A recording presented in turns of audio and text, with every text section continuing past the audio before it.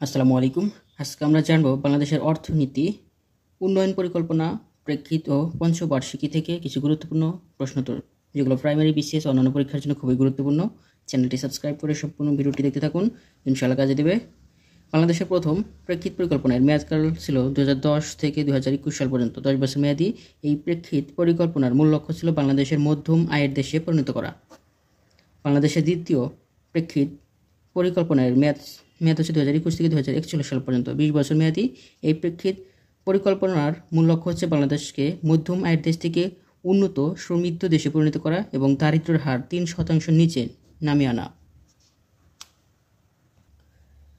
পঞ্চবার্ষিকী পরিকল্পনা বলতে কী বোঝায়? স্থানীয় পর্যায়ে সার্বিক উন্নয়নের উদ্দেশ্যে এলাকার খাতভিত্তিক সমস্যা চিহ্নিতকরণ, চাহিদা নিরূপণ ও সমস্যা সমাধানের নিমিত্তে 5 বছর মেয়াদী যে উন্নয়ন পরিকল্পনা প্রণয়ন ও বাস্তবায়ন করা হয় তাকে পঞ্চবার্ষিকী পরিকল্পনা বলা হয়।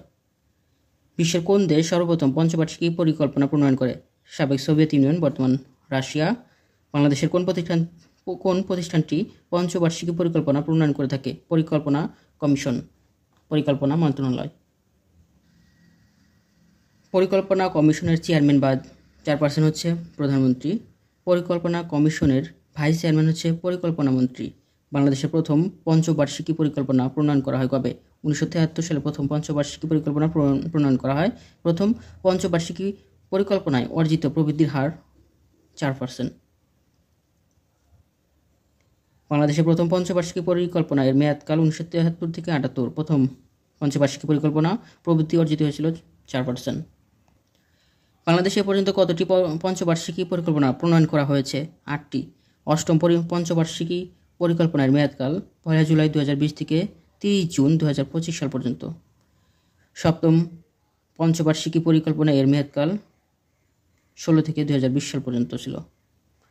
আর অষ্টম হচ্ছে 20 থেকে 25, 1 জুলাই থেকে 25 জুন মাস পর্যন্ত। বাংলাদেশের অষ্টম পঞ্চবার্ষিকী পরিকল্পনা গ্রহণ করা হয় কোন অর্থ বছরে? 2021 অর্থ বছরে।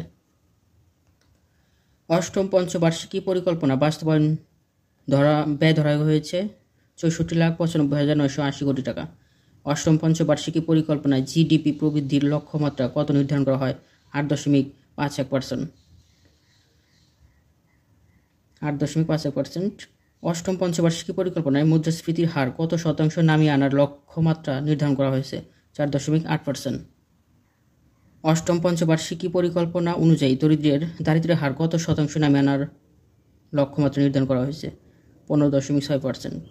অষ্টম পঞ্চবার্ষিকী পরিকল্পনা অনুযায়ী চরম দারিদ্র্যের হার কত শতাংশ নামিয়ে আনার লক্ষ্যমাত্রা নির্ধারণ করা হয়েছে? 7.4%। চরম দারিদ্র্যের হার, আর দারিদ্র্যের হার শুধু 15.6%। অষ্টম পঞ্চবার্ষিকী পরিকল্পনার মাথাপিছু আয়ের লক্ষ্যমাত্রা কত নির্ধারণ করা হয়েছে? $3,106 মাথাপিছু আয়।